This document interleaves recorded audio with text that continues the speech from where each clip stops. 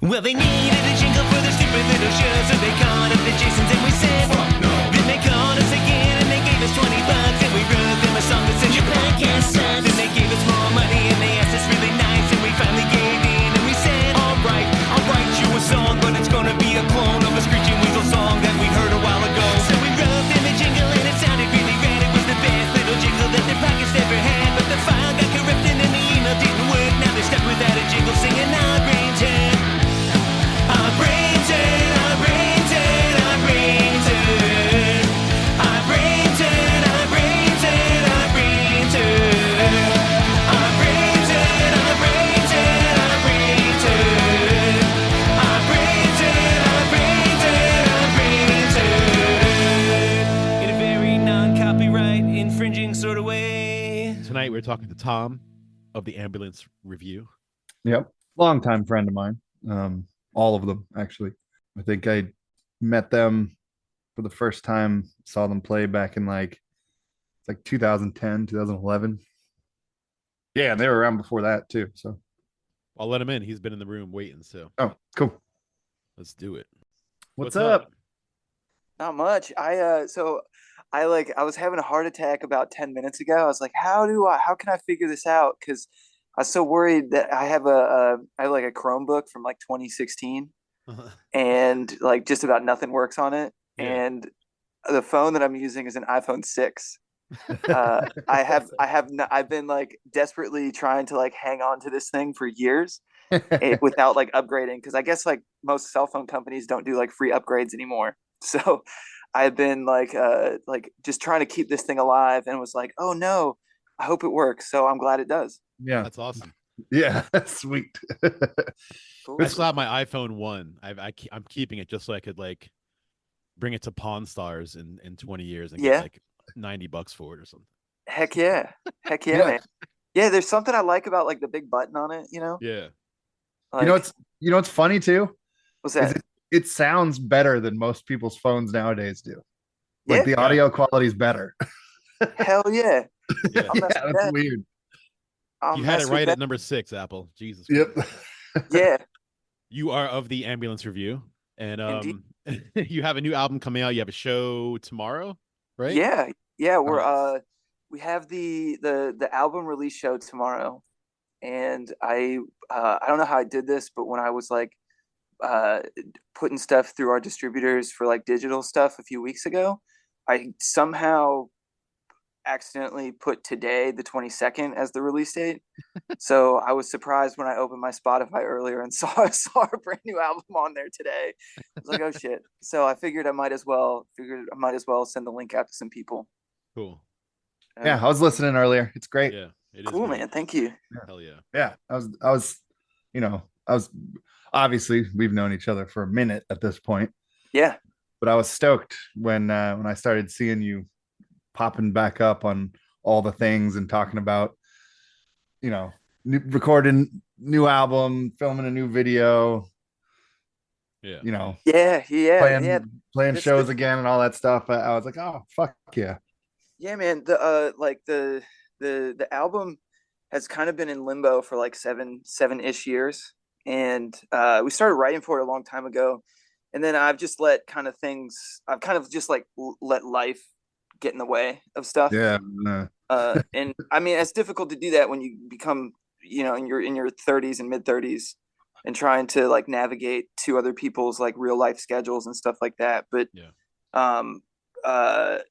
like the year that we were planning on recording this, on my way home from Japan, I got railed by a drunk driver that blew a .15. Damn. And 1.5. Yeah, 0.1. 0.15. 0.15. That's still Jesus. 0.15. It's 0.01%, almost Yeah. double the legal Yeah. limit. Like, Holy shit.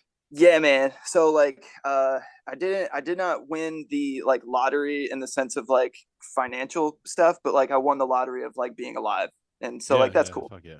Yeah. But I kind of like that had like weighed on me heavily because I don't know, man, it kind of derailed a lot of like mental stuff and then obviously like financial stuff too. So Yeah. just life happens, and like now in my mid-30s. Like my mama, like my poor sweet mama, dude, she's in stage 6 of dementia, and so like I'm having a really really difficult time kind of like wrapping my head around that, and like nobody ever signs up for any of this stuff, man. Yeah. Yeah, I know. Tell me about it, So, dude. yeah, man, Yeah. and I'm just like pining over like trying to get this out while she can still like have a good time, you Yeah. know. Yeah, But like the greatest part about like her what she has going on is like it's not really affecting her frontal lobe. So Okay. dude, she's always in like really really sweet spirits. I mean, Oh, yeah, she nice. gets Yeah. confused and kind of like Right. anxious sometimes, but Yeah. like it's not affecting her frontal lobe in the sense of like she's so sweet. You just sit with her. Whenever time I see her, like it's heartbreaking because like she hasn't called me by my name in years, which is like I'm having a freaking bear of a time with that. Yeah. But the sweetest thing, man, is like when I do roll up or like go see her at like a family gathering or something, dude, she's all smiles. Like she's just down to have a good time. Nice. And uh, I played her the new album, and dude, she like music is one of those things that like still lights people up. So she's a hell big yeah. Springsteen Yeah. fan. So like anytime Fuck you yeah. get a Springsteen song going on, man, she's like all about it, and comes back to life, dude. She's like 30 Yeah. again and like singing, fist pumping. Nice. We went and saw him at the it's not Verizon Center anymore, or MCI. Capital One Arena. Yeah. Yeah, we saw Springsteen play there last March, and dude, she for like the 3.5 hours that this guy plays, man, she had her hand on the railing, was like fist pumping the whole freaking time. Yeah, man, it was so cool. So yeah, I let kind of these things kind of get in the way of me like moving forward and like wanting to do my own stuff. So played it for her, dude. She was dancing and singing along, not singing along, but like bobbing her head That's right. and just Yeah. dancing, having a good time, just vibing. So yeah, Good real shit, man. real cool. Yeah, that's awesome. You know. Yeah, And that is cool. yeah, Yeah. life, man. Life is a crazy whirlwind of insane emotions, isn't it? Right. Yeah. Yeah, man. It's yeah, none of us signed up for this, but Yeah. it's become interesting to like navigate a lot of it. Like I think probably the biggest thing that has helped me out with that situation in particular is like the 4 years that I got to teach music and work with like young kids who Yeah. are like probably the youngest student I had was maybe like 6 or 7 years old playing Okay, guitar.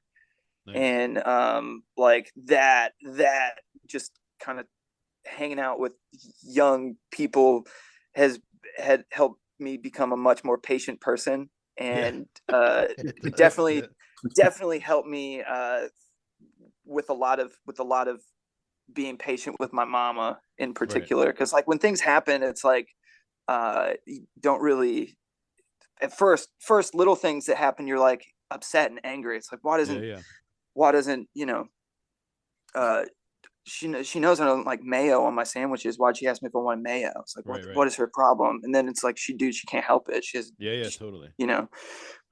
So yeah, so it's great when other people recognize it and understand it. And a few years ago she got to see us play at Rec Center when that was still a functioning venue in Fredericksburg.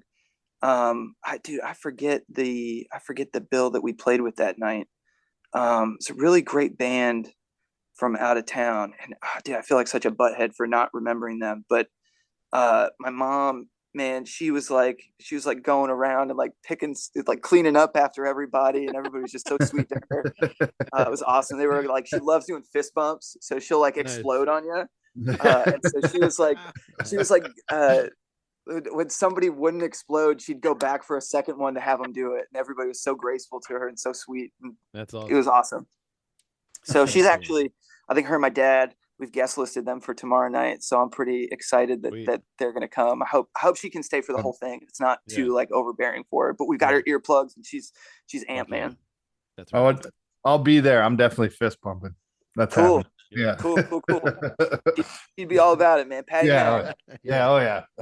I'm not missing that opportunity. One of my fondest memories I have of her coming to see us, like, dude, she like crazy supportive parents in the sense of like being a teenager and like, oh, kids want to play loud rock and roll music. My mom, dude, we played a show up at in Northern Virginia. It was one of the bigger venues we've done, and she got there a few minutes into our set and like walked down the steps into the pit area and was like fist bumping through like all of these like circle pit and like teenagers and 20 something. It's awesome. Yes. Yeah. Awesome. Yeah, dude. What a time to be alive. Hell yeah. That's crazy. Did you grow up in Fredericksburg? Are you from there originally? I did indeed. Yeah. Fredericksburg, born and raised. Was born at the I think the second location of the Mary Washington Hospital. When it was down on Fall Hill Avenue. Yeah, it's still there. Just is it something Fall else? Hill still? Or is it? Yep. No, building's still there. It's on Fall Hill. That's yeah. It's just the office building now or whatever. Right. Yeah. So is Reclaimed Arcade like the only place that does punk shows down there anymore? No, there's like one other spot that's pretty cool called Madam's Oddities. Our friend Kara owns the place, and she's a great local artist from Fredericksburg. So shout out Kara. Yeah, man, it's a cool spot. She's actually is been like so gracious and supportive of us that she's let us use her venue for like part of our video shoot that we've been doing for our song Crash Test Dummy with Ross Billman. And yeah, man, I'm so stoked. Great song. Thank you so much. Yeah. Yeah, that's a bop, dude. I like that. I like that song. Sounds big. The yeah, man, Ross is shooting that video for us. He also did the artwork for Alpacalypse Now, the full-length album. And so shout out Ross too. Hey guys, Trev from the Struggling Artist Podcast, and I want to talk to you real quick about Struggling Artist Record Club. The Struggling Artist Record Club is a vinyl record subscription service where I hunt and curate the best punk and punk-adjacent music out there and mail their record to your door each and every month. Imagine finding your new favorite band from across the country without ever having to leave the house. It doesn't get much better than that. The excitement of discovering new music just got that much easier. As a member of the Struggling Artist Record Club, you are going to receive some of the best music you've ever heard from bands you may never even heard of. Whether you've been collecting records for years or just starting out, the Struggling Artist Record Club is designed specifically for you. And right now, all new members get a Struggling Artist Record Club exclusive along with the monthly selection. So head to StrugglingArtistRecordClub.com, pick a membership, and start building that collection today. Yeah, he did a good job on the artwork for that cover as well. Dude, like we've been so lucky with like people in general taking these absolute like batshit ideas and making them in like just making them like when he first kind of touched base with me, like I saw like we've known Ross for years, and he like on the first like bigger tour that we booked ourselves, the Ketchup Only tour, we had my uncle lent us one of his work vans for the summer, and we had these like big old like magnets on the side of them that were like had business writing and all that, so we like spray painted over them. And Ross did this like mural for us with like the old Atomic Ray Gun Attack pony, with like our band name on the side of it. I remember this. And yeah, man. So yeah, shout out Ross. And so yeah, man, like that. I was like, hey, I have I actually saw he did like a commission piece for somebody earlier in the year or late last year that was like a Celine Dion kind of thing. And I had commented on the post, and I was like, dude, this looks freaking rad. And he said, be in touch, because I feel like I owe you something for that like half-assed pony I did for you guys for the tour. And it wasn't half-assed at all, man. It was great. It was a cool looking thing that he did for us. And with this man, it was really, really cool, because it was like one of those things where it was like, are you for real? And then it's like, yeah. And then just kind of like throwing ideas back and forth. Like I've always been super into like the Dookie album artwork. Yeah. And like wanted something kind of iconic like that, but like just like an homage. And it kind of spinballed into like, hey man, well, what do you think if like the album is called Apocalypse Now? Like what if we are like in deep space flying through a rainbow, like rainbow trail from us riding on this alpaca, and there's like a pizza planet or like a pizza moon or something like that. And he was having a ball of a time, just these messages sending back and forth with him. And dude, yeah, it probably had like a dozen or 24 like iterations of stuff. And by the final one that we landed on was awesome. And I'm kind of happy that we put like a parental advisory, like explicit sticker on there too. And I think that's also super fitting.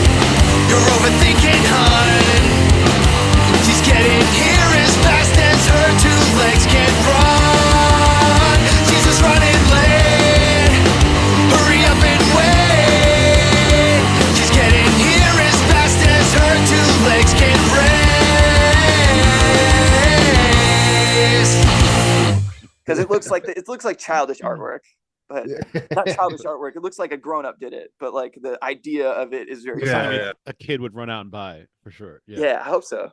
That's funny. Like two things. First of all, I want to live on Pizza Planet, and the second thing is like Apocalypse Now made me laugh because it when I was in high school, which was I'm 46. So this is many years ago.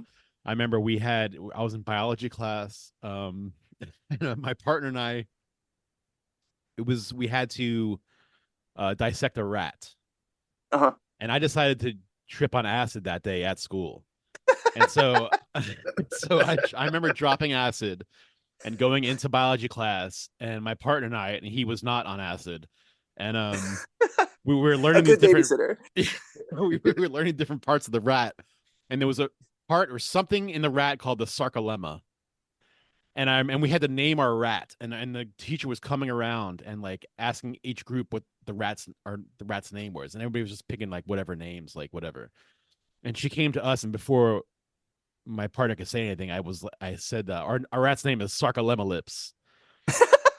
Like it was the dumbest shit ever, but I was tripping on acid, and my partner was just like, "What?" I was like, "Our rat's name is Sarcolemma Lips." So anyway, Alpaca Lips made me laugh out loud because it kind of reminded me of jogged a memory. Yeah, tripping while dissecting a rat. Oh, dude. I thought you were definitely going in like a Master Splinter route. Oh no, if I wasn't tripping, I might have, but yeah, no, you can't. You don't know where the acid's gonna take you. That's so silly. That day it was Sarcolemma. So, but yeah, dude, you guys have been around for a long time. I realized that as I was like, kind of looking into you guys. How did you guys originally form, and tell that story? Okay, so I when I was in high school, I really wanted to start a band. It's like my one thing I tried to do when I was in middle school and never really worked out. I mean, we had let me stop you for 1 second. How did you get into punk rock in the first place? Because I'm always interested in hearing how people get into punk rock. Yeah. Okay, so I had a neighbor of mine, Joe Wright. Shout out Joe Wright. We grew up in the same cul-de-sac, and he was 2 doors down from us. His wife, Amanda Wright, owns a great tattoo shop. Sweet. Silverthorne Tattoos in Fredericksburg. Shout out Amanda and Silverthorne. Oh, yeah. There's Joe is a few years older than me, and we just grown up in the same cul-de-sac. Like he was like the cool guy that skateboarded. Yeah. He had a much cooler bicycle than we had, and like we just wanted to hang out with him, and so we'd like bug him all the time to like hang out. And one thing that we used to do is we'd always had a boom box that we would just play blare music out of in the cul-de-sac, and we would just like ride around on our bikes and skateboards. And like I like one of the first bands that I got into myself was like Hanson, and like no shame in that. It's like three kids, family band, and they wrote their own music. Yeah. And he had are they the MMMBop kids? They bopped their way to the top. Yeah, they did indeed. They did. Indeed. I think they have Grammys. So yeah, they do. Oh, they definitely do. Yeah. From my understanding too, those guys the ghostwrite for all sorts of artists. No shit. I've heard that as well, actually. Yeah. Wow. Like, and I wouldn't be opposed to them sliding me something. You know what I'm saying? Yeah. You hear that, Hansons? I know you listen. They're listening. I actually saw a YouTube video of them recently playing MMMBop at like the age they are right now. It was vastly different than what it used to be. It was kind of weird, but I was like, man, these guys are still like going strong. These guys are pretty excellent musicians. You can tell. Oh, dude, they were fantastic. I remember watching them play at like the Grammys or like the VMAs, and like their drummer Zach, the youngest brother, was like 11 years old. Like they're super young. Yeah, it's crazy. Yeah, man. I just wanted to be I thought it was so cool that they were like kids like my age kind of about that were like doing the thing. And so I mean I had that and like a John Cougar Mellencamp cassette tape, The Dance Naked. My favorite track on that was Wild Nights, man. Like that bass line, boom, like that thing slams, dude. And so like I would play those 2 cassette tapes mostly. And my brother was like, Sam was like super into Aerosmith. We had the Big Ones cassette tape. And Joe, like this is kind of like when CDs started to become like kind of affordable. And I was the first person in our family to have a CD player. So it was kind of a big deal for us. Yeah. And Joe, our neighbor, had a CD version of Dookie and Insomniac. And those were the first 2 kind of like punk rock things I'd ever heard at like 9, 10, 11 years old. And it was so vastly different than like than like Hanson or Yeah. John Cougar John Cougar, Mellencamp. You know what I mean? Just the speed of everything alone. Right.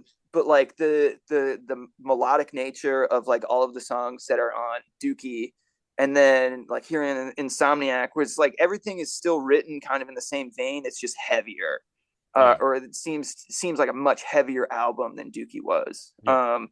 And so that is like Joe opened my ear holes to like punk rock music. Yeah. And I started to kind of, a few years go by, and I'm in middle school at this point, and starting to get into things like Good Charlotte, just because of like their geographical, like, Oh yeah. the regional band for us being Yeah. around this area. Totally. Yeah, So Waldorf's like, not that far away.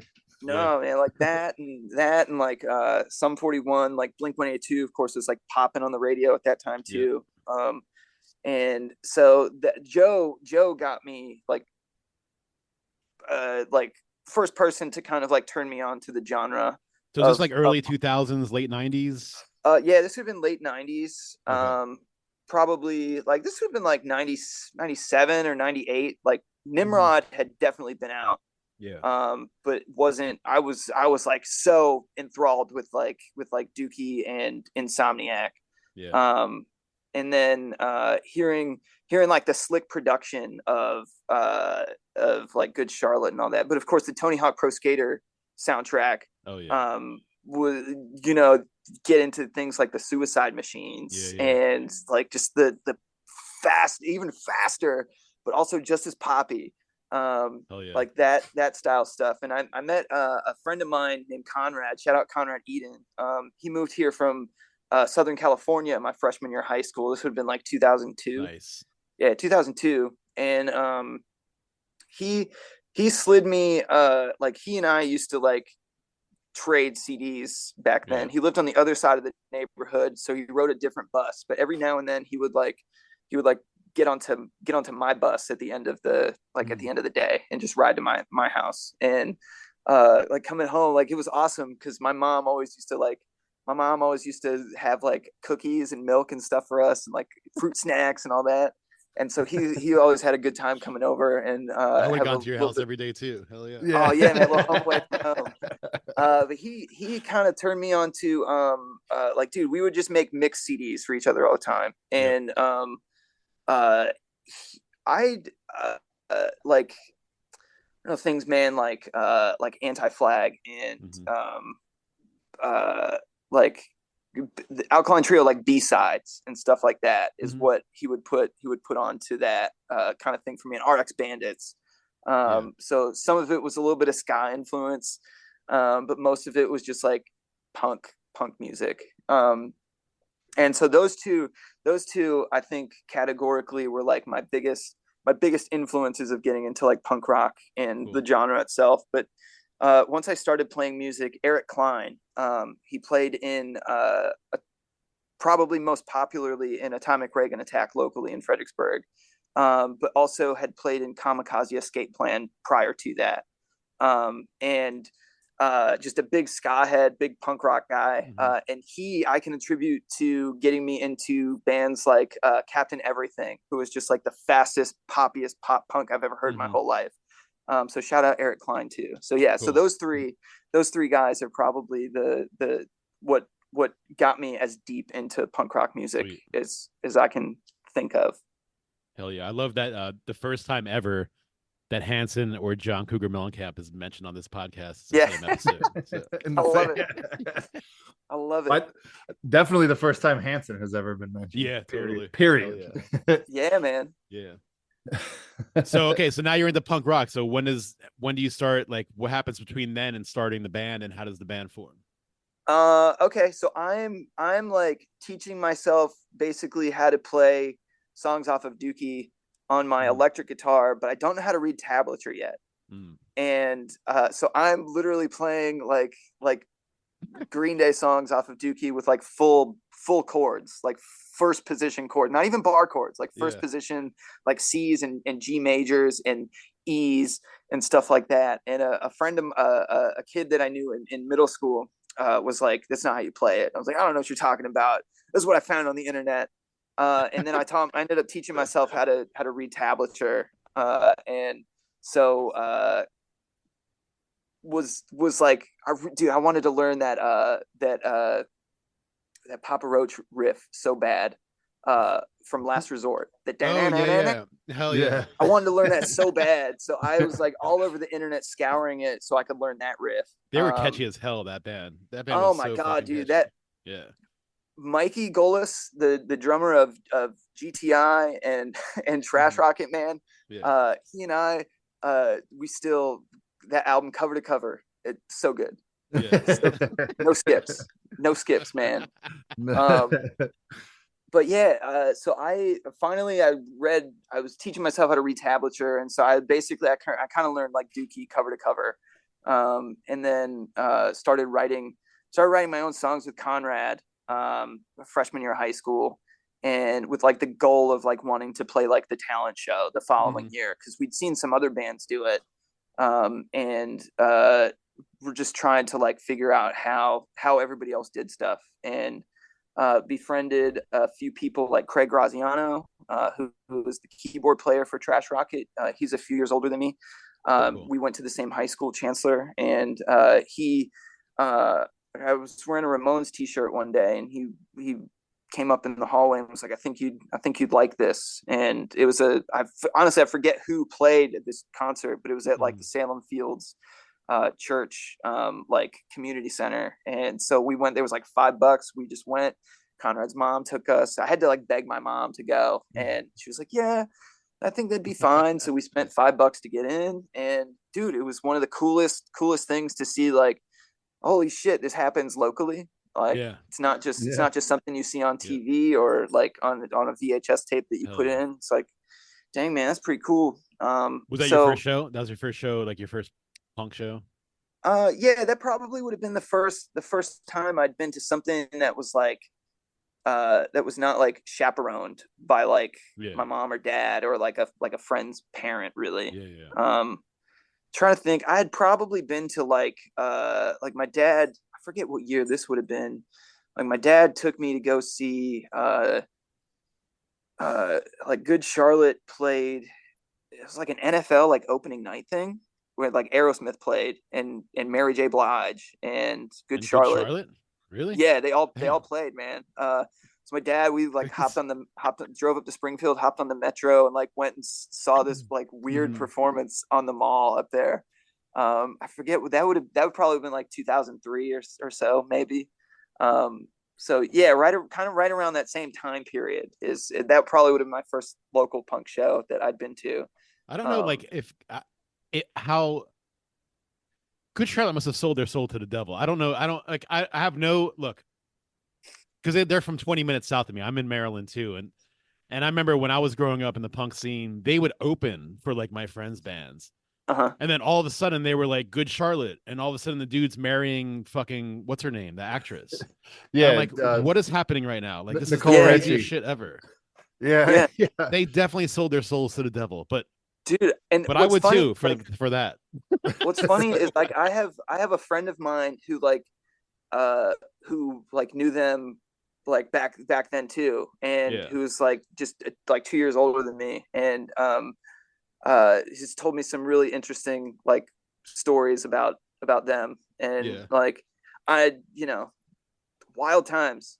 I don't I'm understand. so glad it, times have changed. But good for them, but I don't get it. Yeah. What Although I will say that I wish I could have some Liberty spikes in my hair the way that Benji did back then. Yeah. You know, lifestyles of the rich and famous. What are you gonna do? Hey, it's true. I feel like that song and their careers have kind of like come full circle. Maybe I don't know. I don't want to. I obviously I feel like I just maybe burned a bridge that I didn't have or wasn't able to cross by saying that. But like,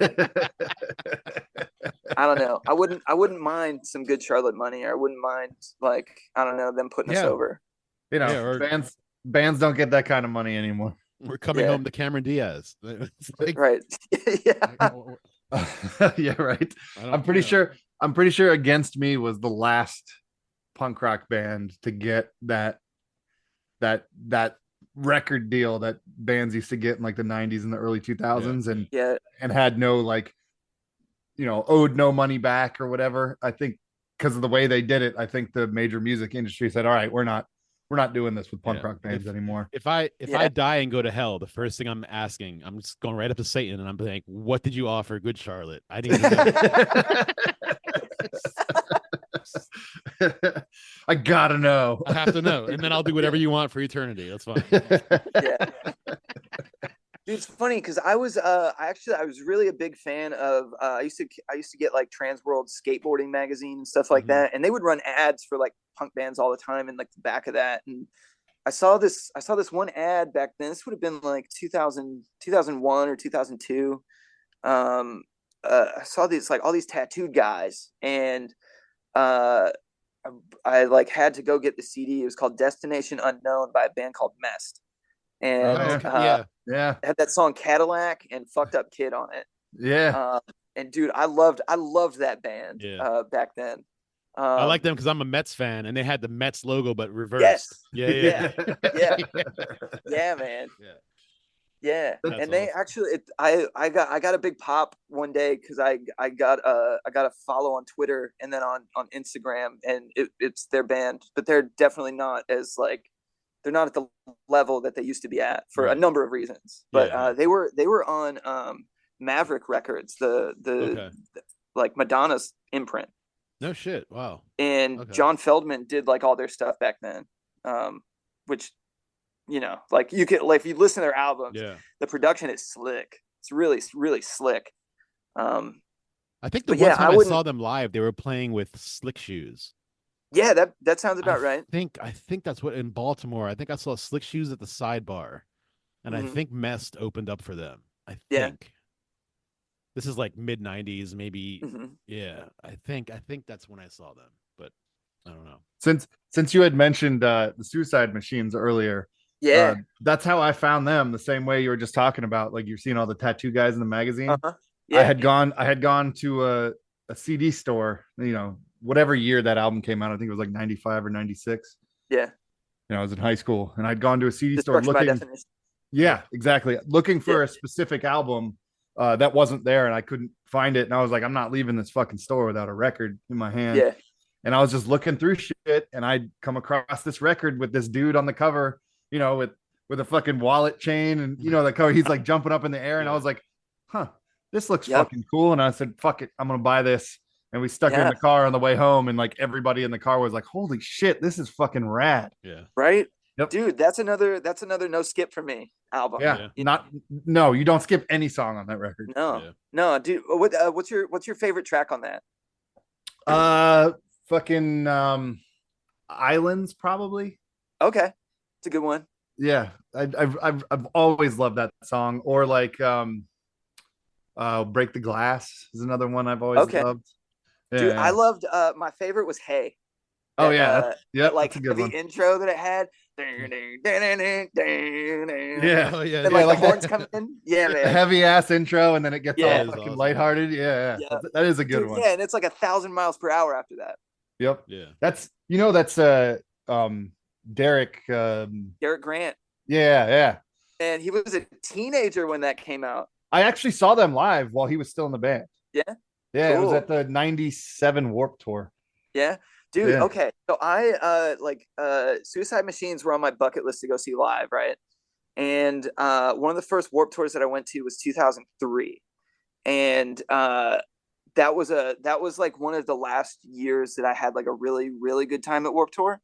And that year, dude, Bill was awesome. Like the first band I saw play at like 11 a.m. that day was Glassjaw. And that was really freaking cool. But my friend Conrad went to that with me, and we just like, our favorite band at the time was AFI.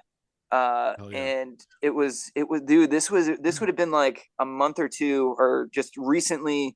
No, like in the early spring, I think of that year is when Sing the Sorrow came out. And when we both like, I went out and got a copy of that, burned him copy. And like a few days later was spring break.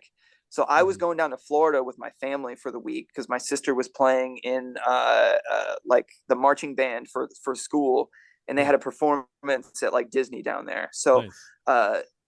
I burned him a copy. We both listened to it, and we're both like shaking our heads, like, "Oh, this isn't it, man. This just Yeah. isn't it." You know, after Art of Drowning, we're like, "Oh, dude, that's my favorite Yeah. AFI album, Art of Drowning." And I love so, Black like, Sails. Black Sails, Okay. I think is my favorite. Yeah. yeah, man, that album gets so much love. God Mhm. Called In Sick. That's my jam off of that one. That's the song that made me fucking buy that record. Yeah. Like, do you remember Blue Dog downtown? Yeah. Yeah, I walked into Blue Dog and that song was playing, and I was like, what is the guy that used to run it? Yeah. Jack, I knew him because I ordered records, and I was like, what is this? Is this a new AFI record? And he was like, yeah, it just came out today. And I was like, oh shit. Dude, Black Immediately Sails went over and or bought Art it. of Yeah, Drowning? Black Sails. Black Yep. Sails, Yeah. yeah. dude, I mean, that my that favorite is the All Hallows EP is my favorite Okay. AFI piece Yeah, of Total music. But if Immortal. you're going albums, then Black Sails. But yeah. I mean, that Yeah, era dude, is just amazing. the other song on that I just absolutely love is Prayer Position. Oh yeah, hell yeah. Yeah, Um, great fucking song. But man, dude, so we like Sing the Sorrow had just come out, and we were like, I burned him a copy. We both listened to it once or twice. We're like, this isn't it. Mhm. And then I had a week to listen to it like all day, every day in my headphones on my like Sony Discman. Yeah. And so we get back, and both of us, like, we meet in the hallway at school on Monday Yeah. morning, and both were like, it's the best AFI record Hell yeah. for sure, hands down. Sometimes you Like, have to let dude, it simmer, man. You got to let it I simmer know, in your man. head. Yeah. that's all we did. That's all we did for an entire week was just listen to Sing the Sorrow on that spring break. And then so that summer 2003, my dad took us to the Virginia Beach Warped Tour, and we saw when AFI was playing and figured we're not going to miss it. And the other bucket list band for me that day was Suicide Machines, but they were playing on the opposite stage 30 minutes before them. Oh. Yeah. And so we get there, and we just hand on the gate, Yeah. and we sat there for probably like 6.5 hours just baking in the sun, waiting for AFI to come on. And dude, I heard the intro to Hey from like 100 yards away, and was just You about didn't in waver. tears. That's torture. That's torture. I know, man. And so like so yeah, have never seen the Suicide Machines, but would love to. But They're I great live. did get to see AFI instead, and man, that was just that was like a religious experience in itself. Yeah. I saw Just- Suicide Machines for the first time last year at the final No Effects show in Columbus, Ohio. Okay. They're rad. So can somebody explain this to me? Yes. Is like, so like No Effects, obviously prolific band. I've had T-shirts and albums of theirs, right? Yeah. Why do I feel like every show that I've seen advertised for the last like Yes. 3 years has been called their last show? Okay, so they're doing they've been doing a 2-year final tour. Okay. So all of last year and all of this year are their last shows in those cities. Okay. Their last show Okay. ever is October 6th in LA, Okay. and I will be there. So yeah, That makes that's sense. Cool. yeah. So yeah, Cool. it's been like, because Matt, we talked to Mike before that even started, right? Uh-huh. It was like in Yes. February of last year. Yep. Yeah. So Cool. it was all of last year, and then this year it's like 40 years, 40 cities, 40 Okay. songs a night, whatever. But That's yeah. cool. This is gonna sound out of left field, but like in that same kind of era when I was first meeting my friend Conrad, and we were Mhm. trading CDs and making each other mix CDs and stuff like that. One of the ads that was in back of like Trans World Skateboarding was for 45 or 46 songs that weren't good enough to go on our other records. Oh yeah. Yeah. So I immediately went on and got that. And so my favorite No Effects release is the B-side compilation. Nice. Like, I have never heard that, by the way. no? Never heard that. Really? record. Nope. Oh, it's great. I love that Yeah, one too, man. Fantastic. Oh man, dude, it's That's how I'm much trying of a to think poser of- I am. I have a No Effects tattoo on my wrist. I've never heard that record. No. I mean, if you have all the other 7 inches and stuff, you've heard those Yeah, songs. they're Yeah. Yeah. I mean, Like- but yeah. So one of my all-time favorite No Effects songs is actually off of that. Which one? I gotta. The song title is very long, and I can never remember exactly what it is, so I'm not gonna like say it and get it wrong. I'm gonna Yeah, look yeah. it up here real quick. Is it, dude? Is it track 3 on disc 1? I I don't think so. I think it's more towards like the middle of like Okay. Timmy the the record. Turtle. I know Timmy the Turtle. I actually have the 7-inch that was off of. I gotta pee. That's a good one. I gotta pee. Yeah, I gotta pee. Yeah. That is a good one. Let's see here. It's in here somewhere. Tom, what's your favorite NoFX album? War on Arism. Okay. Maybe it's Yeah. not. You're the on first there. one to say that one, actually. Yeah, that was kind That's a of good like album. the height of my NoFX fandom would have been War on Arism. That and like the Rock Against Bush comps were like huge Yeah. for me. Yeah. Because that got me into bands like None More Black. Mm-hmm. None More Striking Black's a Anywhere. great band. Like, yeah, man, fantastic. The riffage and dude, I just love musicians with like raspy voices. Yeah, same. Yep. What are you currently spinning right now? If you were to get in your car and go somewhere or put on some Oh headphones. man, okay. So the biggest thing in rotation for me is Heart Attack Man right now. Okay. Their new album. And where are they from again? They're from Ohio. Ohio. Okay. Yeah, dude, they're really, really good. My friend Brian Brosmer, who did the he did the album, or he did the poster artwork for our release show tomorrow. He's I've known him since middle school. He's also a fellow punk rock guy. He played in a really cool band called Radio Contra back then in high school, and kind of like a heavier, more aggressive group called Watch Yourself Die. We used to just like listen to Blink-182 and Green That's Day a and killer stuff name for a band. Watch Yourself Die. Isn't it? Yeah, that is killer. And man, so he ended up doing this like super killer artwork for us. I'm sorry, I kind of spaced out there for a second. No, it's fine. Yeah, so I was asking what you're spinning. Okay, yeah. Yeah. So 2019, I get a Twitter message from my friend Ryan, and he's like, "Hey man, if this band isn't on your radar, you need to check them out." And the album is called Fake Blood. That came out in 2019. And dude, it's incredible. It's really, really well written. It was their sophomore album or their sophomore release. Really, really good music. Kind of just like weird tunings, and kind of like more mid-tempo songs. They got a couple ditties with like some get up and go. Yeah. But dude, they have their new album that came out last year. It's so like it's like a pop punk album. And it's really, really great. And my favorite song on there right now is called Stick Up. And it's like by no means it's a pop song. The way that I read it kind of in an interview was that it was like kind of he wanted their songwriter Eric wanted to write a song that was kind of like inspired by like MIA, that Paper Planes song. And so like it's got this silly hook, but they write a lot of stuff about just like guns and like stuff that I'm not into, but like but like that's just cool. A really, really interesting like way of songwriting. And the hook for this song is so silly, man. It's like everybody get down and no one gets hurt. Everybody get down. I got a gun inside my sweatshirt. And it's just like, dude, it's nice. They're a bucket list band for me to see live. I want to see them so bad. But they together write some really, really incredible songs that I'm just a big fan of.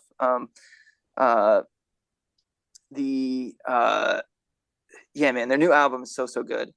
Fake Blood has been in heavy rotation. Cool. The other stuff that I've been kind of like spinning over the last I don't know 6 months. Well, 6 months has been really it's just Heart Attack Man on loop for 6 months basically. I definitely have to check them out now. Gonna have to listen to them now. Yeah, man, they're really, really, really good. Yeah, big fan now. And yeah, Ryan Brosmer put me on. Shout out Ryan. Cool. Yeah, Ryan B, man. Yeah, Heart Attack Man. Okay. They just every time they come through Virginia, I either have something going on and can't make it out. But yeah, they're really good. I also really, really like Sincere Engineer. Another musician with just like a really raspy voice. And Deanna writes really great songs too. Nice. That and like oh man, I'm on my phone. I was gonna look through my Bandcamp, but I'm so worried like shutting me down if I do that. Yeah, That's man, cool. like Sincere Engineer and Heart Attack Man are probably my Cool. two biggest earworms right now. Nice. All right, so I'm gonna ask you these 4 questions that we ask everybody. All right. First question. Yes. If you were on death row, what would your final meal be? All right. Oh man, okay. This might change just different from where I was talking last time. But that's everybody gets them again. So it changes. Yeah, okay. So I'm gonna try man. I'm just gonna be kind of like a Mod Podge of stuff here. Yeah, that's fine. So I would really like to have like a basket of those rolls from Texas Roadhouse for like an app. And then I'd kick things off with a pepperoni pizza. Yeah. And anywhere in particular, or just I would like right now my probably as a Fredericksburg staple currently I'd probably just get a giant slice from Benny's. Hell yeah. Matt keeps talking about that man after my own heart. Yeah, New York style. Shout out Benny's if y'all are trying to slide some pizza to some pop punks here. I would fucking walk down there as soon as we're done here if I could. Yeah. You hear that, Benny's? We'll sponsor us. We'll talk about you every episode. Yeah, man. I would have a slice in my hand all day, every day, no matter what I'm doing. If they would slide me a pie every now and then, They got chorizo and ground chorizo and fried onions right now is one of their. Oh damn! Yeah, okay. One of their monthly specials. Good. Yeah. Benny's Dude, pizza, after I slam a pepperoni slice, I'm gonna eat some tacos from El Pino, chicken tacos. Mm-hmm. And then after that, I'm gonna see if I can crush a pound of like steamed shrimp. A pound. with an extra pound of Old Bay, just covering them suckers. Fuck yeah. And I'm gonna crush it with the Dr. Pepper. Nice. Yeah, dude. I also love El Pino, man. That's like one of the spots. Yeah, dude. That's another Fredericksburg staple. Yeah, been around forever. Yep. And if you're into margaritas, they have the biggest margaritas. Yeah. Okay. Yeah. I'm gonna add you to the all-star category of Our Brains Hurt final meals because that was epic. So that's okay. Shit. Hell yeah, man. Yeah, dude. I'm trying to eat. For a little guy, I can put some food away.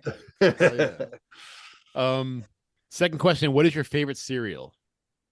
Ooh, dang, dude. So somebody asked me this recently, and we had to Google to see if they still make it. Waffle Crisp was my favorite. favorite. Yeah. Okay. Hell yeah.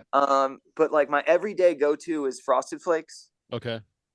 But I also, dude, I don't know. I go in and I get like the big giant bags and like end up crushing it way too quickly. Yeah. But Waffle Crisp would be my jam. But do you find that Frosted Flakes get a little so my favorite cereal is Fruity Pebbles. Now the problem with Fruity Pebbles is that you have to eat it fast. You have to put a little milk in and eat it fast, a little milk in. But I also like Frosted Flakes, and I use the same technique with Frosted Flakes as I do Fruity Pebbles because it gets soggy quick. You have to kind of Yeah, well I end up always kind of like the ratio of like milk to cereal is not right. So I always have a ton of milk left over. So what I'll end up doing is I'll crush like 3/4 of a box in like one sitting because I'm like, there's still milk left. Because you keep filling, pour a little more in, You don't just drink the milk; you keep filling it with cereal. Yeah, because you're rad, and that's what we do. That's rad people do. Yeah. And then the next day when I'm like, oh, let me have a bowl of cereal, I'm like, I don't have any left. Yeah, I know. It's the curse of the cereal lovers. Yeah, man. That or Cinnamon Toast Crunch is another good That's one. a great one. Mm-hmm. Yeah. That is a great one. Makes the best leftover milk too. Yeah, dude. I just Yeah. like anything that has Yeah. just like a massive amount of sugar that is like technically probably not healthy cereal for you is Whatever. Yeah. exactly what I'm gonna put in my body. All right. Third question is they actually do this now. So they could take if you decide to be cremated when you pass away, they could take your ashes and form it into a vinyl record of your choice. Mhm. So if you were gonna have your ashes eternalized in a vinyl record of your choice, what album would you pick? It has to be an album that exists. Okay. Ooh, man. I feel like I want to say "Oh Calcutta" by the Lawrence Arms. Okay. That's my favorite Lawrence Arms record.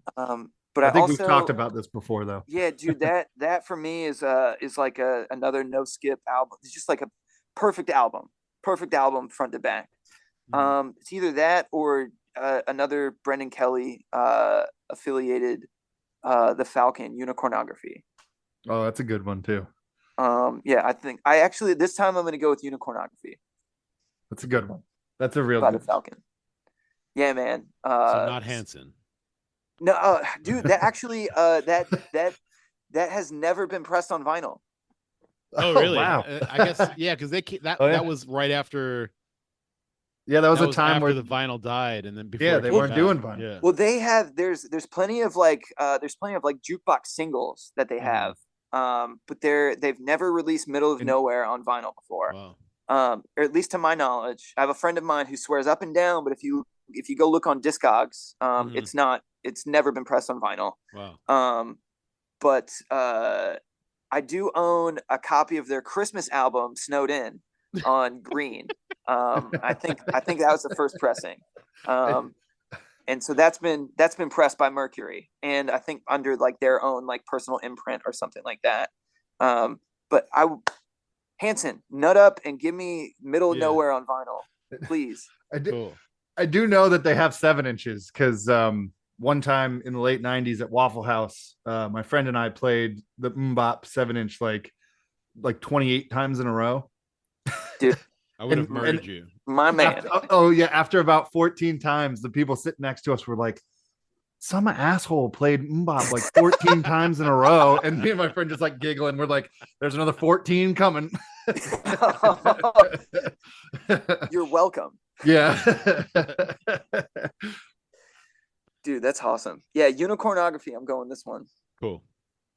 All right, last question is, who is on your Mount Rushmore of punk rock? You get 5 people because you get a Crazy Horse too. So okay, yeah, and I actually, so I need redemption from my initial my initial Mount Rushmore, because one of those people, since you and I have spoken since the last time. One of the people that I put on there has been outed as like an awful predator and like hard R word, you know? Oh yeah.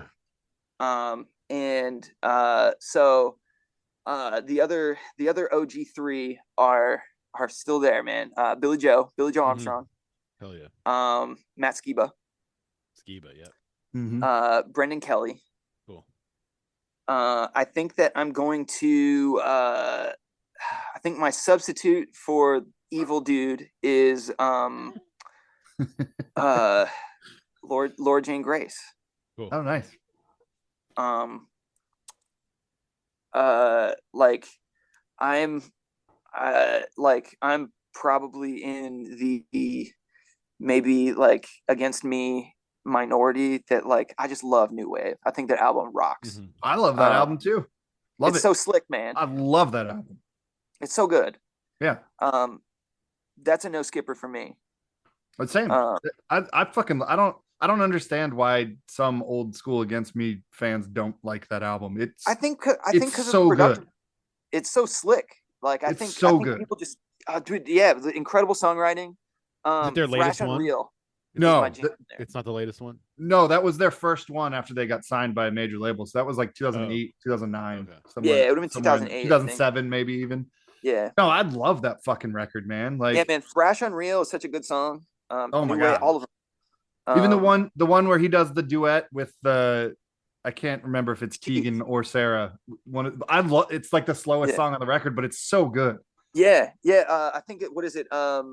Lost on the FM airwaves of the heart. Yeah, or something. yep. That's it. Yeah. And it's, to me, that's Against Me's best lineup too.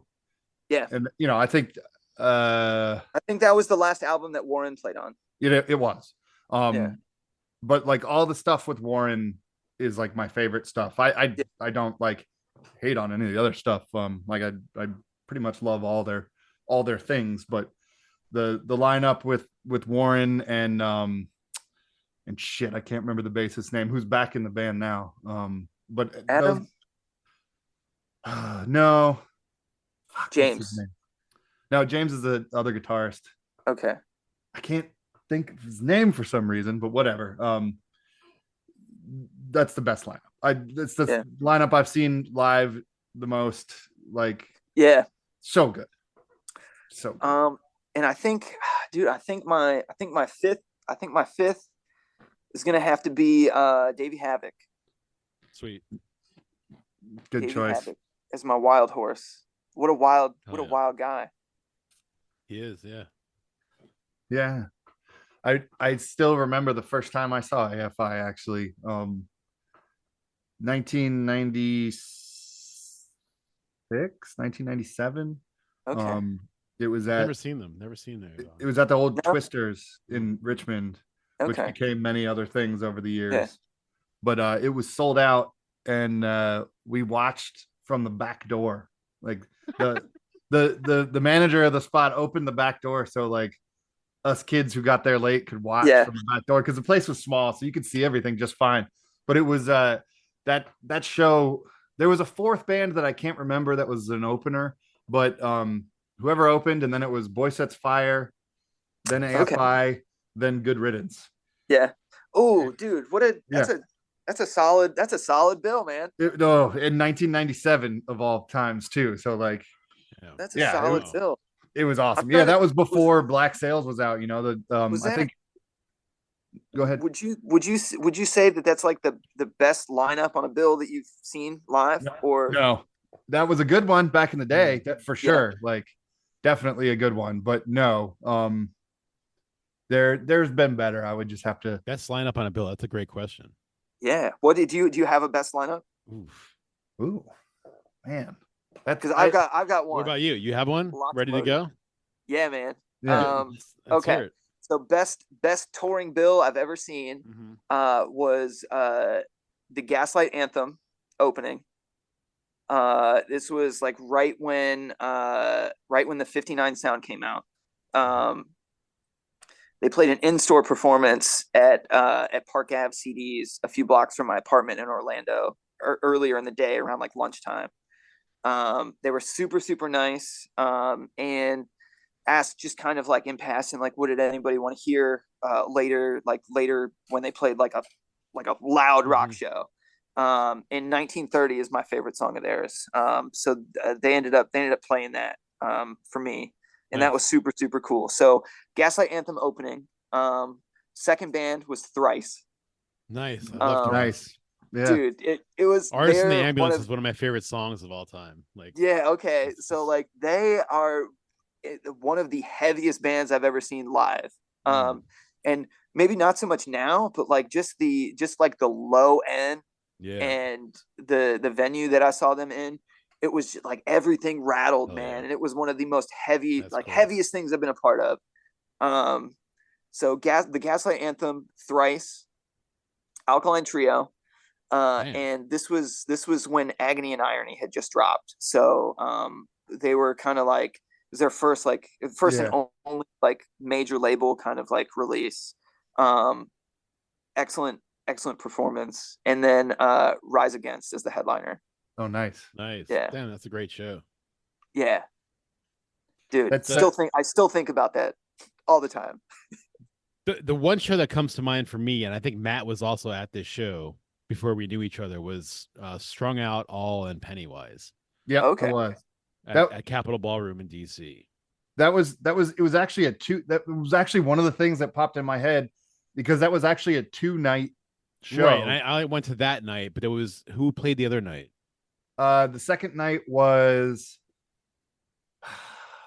I wish I could. There was a Was there a band. fourth band each night? No, the first night only had 3 bands. The second night had 4, and I can never remember Okay. the fourth band on the second night. But the second night was Hot Water Music, the Mad Caddies, somebody else, and AFI. That sounds like Wow. my night that I would have liked a lot. And I Yeah. cannot remember who the fourth band was, but it might have been Good Riddance, actually. Hmm.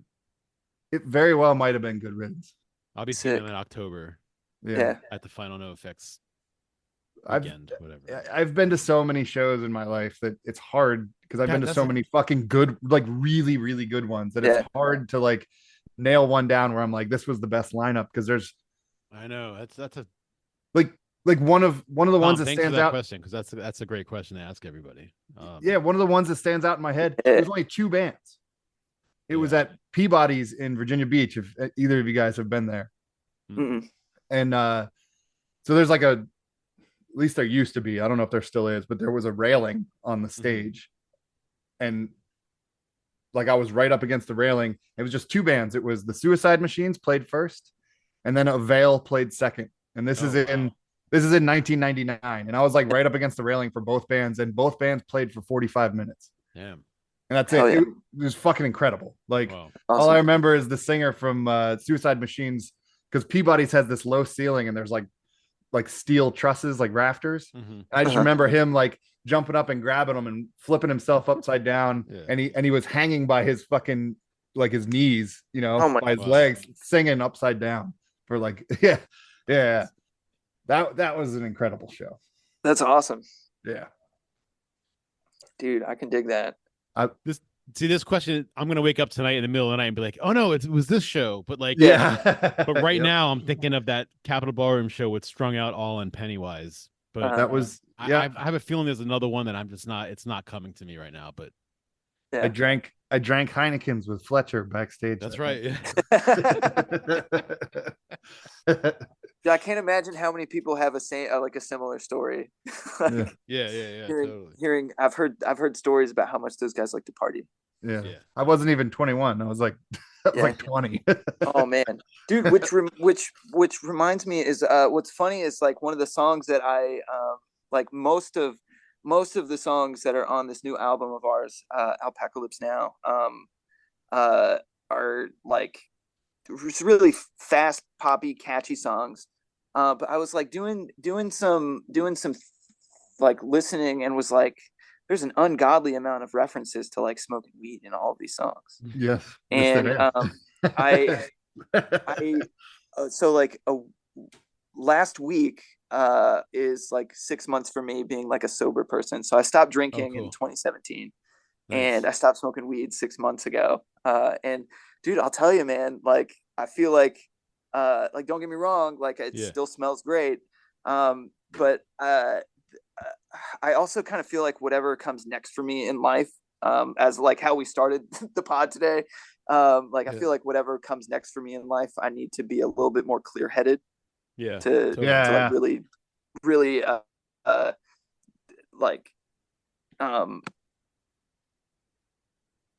sorry, my phone was No, you're ringing fine. there. You're good. Your Um, audio was still good. So yeah. I feel like what comes next for me, I need to be clear-headed so I can like understand my emotions and why I'm feeling them and all that. But dude, it's been pretty cool. Been pretty cool. It's not for everybody, you know. Yeah. I'm glad you're in a good place, man. Like, Yeah. Dude, me like, too. for real. I know we haven't hung out in like a really long time, but like I'm glad you're in a good place, and I'm super stoked to see you tomorrow night. So it's been a Dude, minute. I cannot wait. I cannot wait. I'm dying to catch 6 feet of vertical air. Yeah. and- I'm dying to see you do it. I can't, dude. The thing that I haven't done for years that I also can't wait is the intro. Just the hi, my name is Tom. This is my best friend Randy, and this is my brother Sam, and together we are the Ambulance Review from Fredericksburg, Virginia. And then we get to play for a full hour, so it's going to be just mayhem for That's cool. 60 minutes after I get to say that tomorrow. So I can't wait. And That's and right. my goodness, the song repertoire that you have at this point is massive. Yeah, dude. If there's anything that you want to hear, we already have the set list. But if there's anything that you want to hear, Well, let me know and I'll see if it's on there. you're already gonna play the one song that you know I want to hear. Okay. Yeah, definitely. I know that. But the same song that I've been telling you to play for years. Yep. That is finally on an album now. Yep. Yeah, dude. And I don't know if you caught it, but the ending of that has been reworked. Yeah, no, the album version. As soon as I started listening to it, I was like, oh, this is a little bit different than the 2017 version, which was a little bit different than the acoustic version. Yeah. Yeah, man. I like the biggest thing for me is the old ending of that. It plays a full band. It just sounded a little too like I don't know how to describe it other than like the ending flows a little more with the song now than it did with like the pause, and like I dug it the other way too, but it flows a little more now. That's exactly kind of what I was going for when I talked to Sam and Randy about like reworking it. I wanted to have something that didn't like we have enough start stops in things, but I wanted it exactly that word is I wanted it to flow better. And there's 3 sub drops on this album too, so I wanted to have one in each song, but figured 3 was probably enough. And actually shout out Kevin Early from LNT, the guitar player from LNT. He's who we recorded with, and I'm so thankful to him that he was able to polish our group and make us listenable for people. He did a good job. He really did. Yeah, man. This album sounds big. We sound big. That's rad. Yeah. Where's his studio? Is it in Fredericksburg? No, it's Warrenton, right? Yeah, he lives out that way. Gotcha. Yeah. Cool. Yeah, dude. Yeah, he was so good to us. We tracked the instruments live, and that's kind of like how we like to do things. Nice. I feel like no click, all being in the same room. He was able to isolate all of our instruments and just threw a second guitar on everything and then vocals. And dude, it was a really, really great experience. Really good money investment for us. And yeah, man, he was able to polish us real nice for this release. And I'm so stoked that people finally get to have it in their ear holes today and tomorrow officially. Fuck yeah. Yeah. Nice. But Tom actually taught me something years ago, based off that song we were just talking about. That because I have for the longest time been obsessed with Alice in Wonderland, and that song when he wrote it, and I heard him play it the first time I think acoustically. It's called "In This Style," and it used to have the numbers on the end of it when you first wrote it, if I'm not mistaken. Yes. But "In This Style" is what's written on that little card that's in the Mad Hatter's hat. Oh no shit. Okay, cool. On Alice in Wonderland, and that's what they used to back in the days of when hats, people got their hats fitted, like those really fancy hats fitted. That's what the people who made the hats, I can't think of their name, the Hatters, really. Would put that little thing in there and it'd be like "In This Style," and that would be the size that they would fit them in. And then after because I had never known what that was until Tom had written that song, and I didn't know that fact. And then I learned it. And then from that, I don't know if you know this or not, but from that, I learned that the reason the Mad Hatter is the Mad Hatter is because those guys, to keep the hats hard and in their shape, they would fucking pool mercury in their hands and rub mercury all over the hats. And it would drive the guys who did the hats insane. All hatters had mercury poison. Yeah. And that's why the Mad Hatter is the Mad Hatter. Yeah. Yep. It's wild. Yeah. I know. Yep. Yeah, and that song got titled that because of the lyric in the chorus of just "I feel small."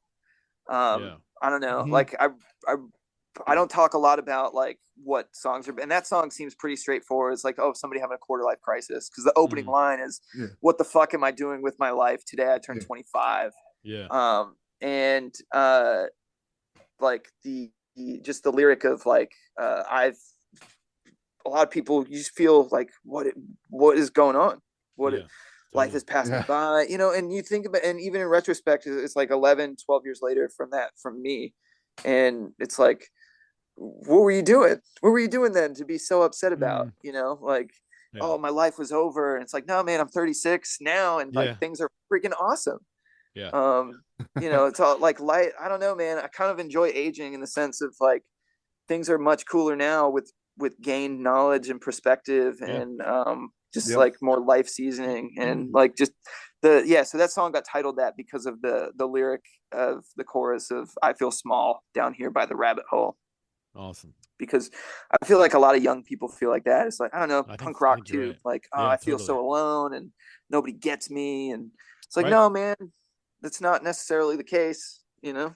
That's why we ask people how you found punk, because, you know, a lot of people who find punk feel that way and they're purposely looking for something else that's not mainstream. And so, yeah, man. And punk rock saves lives. That's a real thing. It really does. What a time to be alive still. Yeah. All right, Tom, thanks so much for doing this, man. Yeah, man. Thank you guys so much for having me back on. Shout out. Anytime, brother. Good luck with the record and good luck with your show tomorrow night. Yeah, man. Thank you so much. You guys be well. Hell yeah, you too, man. Yeah. I'll catch you tomorrow night, man. See you there. Yeah. All right. Buenos nachos. Yeah. Later, man. Later. Adios. Dude. Bye.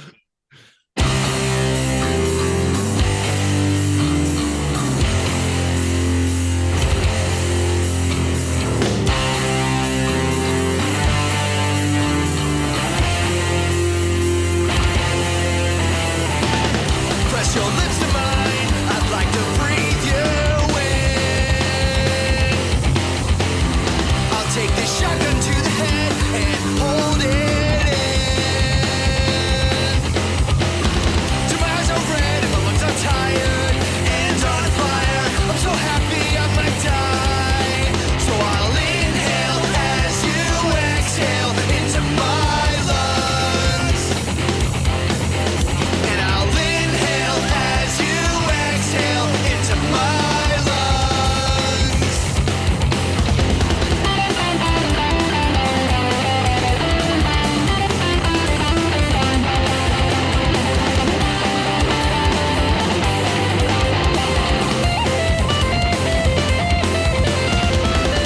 Press your lips to mine. I need to breathe you in. I'll take this shotgun to the head and hold you in. Till my face is blowing bloodshot eyes, and I might die. Your lips bring me back to life. So I'll inhale as you exhale into my lungs. And I'll inhale as you exhale into my lungs. And I'll inhale as you exhale into my lungs. And I'll inhale as you fall asleep on my arm.